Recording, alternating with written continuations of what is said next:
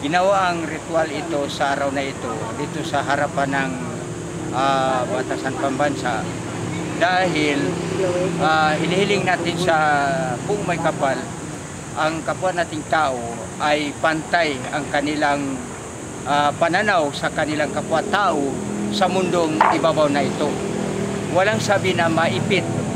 na ang pananaw nila sa bawat mamamayan sa buong Pilipinas o sa buong Mindanao.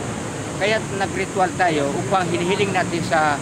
buong may kapal o tulos at sa mga mambabatas, sila ang gumawa ng batas. Ang mga katutubo ay ipasok nila ang lahat ng kanilang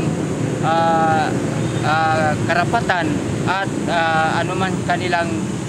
hinanaing ay dapat maipasok doon sa kanilang karapatan bilang tao rin sila ng linikha ng tulos o Diyos.